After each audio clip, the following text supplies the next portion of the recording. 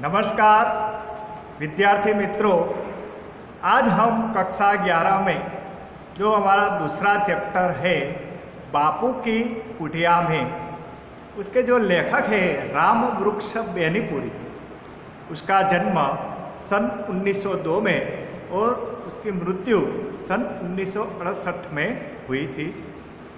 राम वृक्ष बेनीपुरी जो लेखक है वो बहुमुखी प्रतिभा के धनी थे और उन्होंने नाटक, उपन्यास, कहानी, ललित निबंध, रेखा चित्र, संस्मरण आदि अनेक रचनाएं की।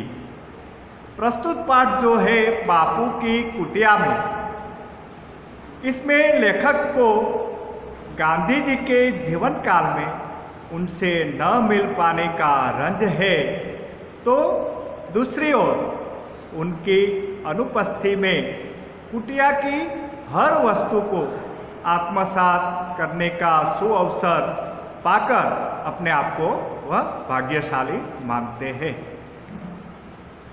लेखक बापू से इतने प्रभावित थे कि उनके न रहने पर भी बापू की जो वस्तुएं थी उसके साथ साहचर्य पाकर वे अपने आप को धन्य मानते हैं और बापू अपने करीब ही है ऐसा वह महसूस करते हैं।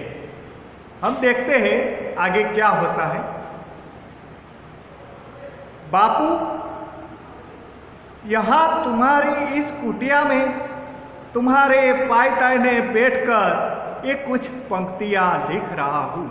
यहाँ जो लेखक है राम वृक्ष बेनीपुरी, वो बापू की कुटिया की मुलाकात लेते हैं और कुटिया में जाकर बापू का जो पायदाना था उस पर बैठ जाता है और कुछ लिखने की, कुछ पंक्तियाँ लिखने की वो शुरुआत कर देता है और कहते हैं कि बापू, यहाँ तुम्हारी अनुपस्थिति में इस कुटिया में तुम्हारे पायदाने बैठकर ये कुछ पंक्तियाँ लिख रहा हूँ। जब तक तुम यहाँ थे मैं नहीं आया। लेखक को इस बात का रंज है, जब बापू जब थे, जीवित थे, तब वह उसको मिल नहीं पाया। वह अपने आप को दुर्भाग्य समझते हैं और कहते हैं जब तक तुम यहाँ थे मैं नहीं आया, यह मेरा दुर्भाग्य था या सौभाग्य। बाद में वह सोचते हैं दुर्भाग्य तो था ही, दुर्भाग्य तो था ही, क्योंकि जिसके आदेश पर अपने जीवन के प्रवाह को मोड़ दिया, जिसकी आज्ञा पर बार बार अपनों को संकटों में डाला और सबसे बढ़कर जिस विश्ववंद्य व्यक्ति के दर्शन के लिए दूर दूर देशों के लोग आते रहे, उसकी जिंदगी में उसके आवास पर, उसके स्थान पर पहुंचकर उसके चरण रस से अपने मस्तक को धन्य न बना सका, यह दुर्भाग्य नहीं तो क्या है। फिर बापू, तुमने तो अपनी चरण धूलि से मेरे छोटे से गांव में भी एक दिन पवित्र किया था। अतः यह स्वभावतः है, उचित था कि जब तुम यहाँ थे मैं आता और तुम्हारे दर्शनों से, तुम्हारे चरण स्पर्श से अपने जीवन को कृतकृत्य करता, पर यह सब नहीं हो सका। अपने आप को शोकित मानते हैं, दुर्भाग्यपूर्ण मानते हैं कि जब बापू हयात थे, बापू जीवित थे, वह उसे नहीं मिल पाया और बहुत दुखी होता है। किंतु वो अपने आप को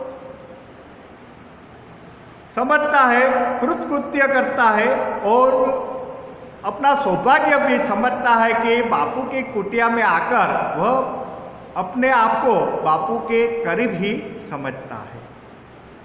अगला पैराग्राफ, किंतु देखता हूँ और आज यहाँ प्रत्यक्ष कर रहा, देखता हूँ आज यहाँ प्रत्यक्ष कर रहा हूँ, आदमी का दुर्भाग्य कभी कभी सौभाग्य बन जाता है।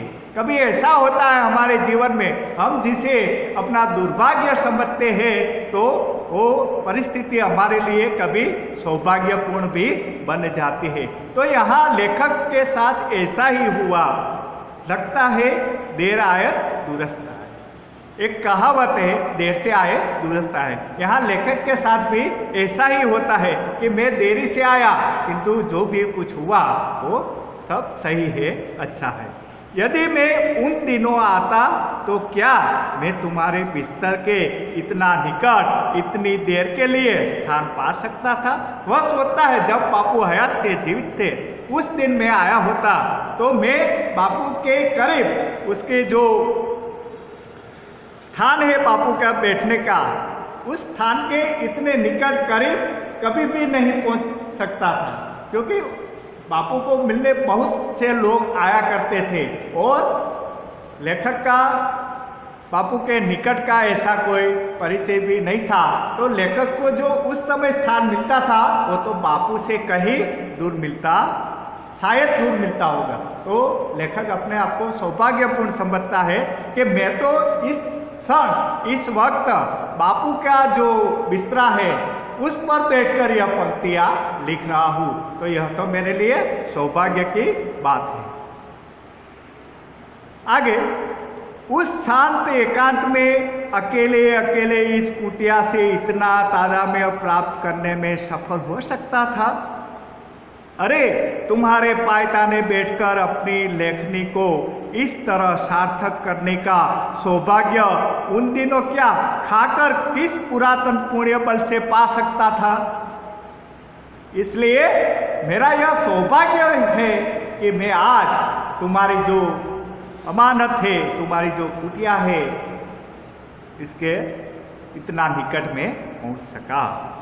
तुम्हारा यह बिस्तरा जो खजूर की चटाई पर एक गद्दा डालकर और उसे खादी से ढककर बनाया गया, यह श्वेत शुभ्र बिस्तरा, बापू लगता है तुम अभी अभी यहाँ से कुछ देर के लिए बाहर गए हो और अभी अभी उस हृदयकारी मुस्कान के साथ पधारोगे। तुम्हारा यह बिस्तरा, तुम्हारा यह तकिया, तुम्हारा यह तुलसी की माला, तुम्हारा यह प्यारा चरखा, सब के सब यही तो कह रहे हैं तुम अभी गए हो, अभी आओगे।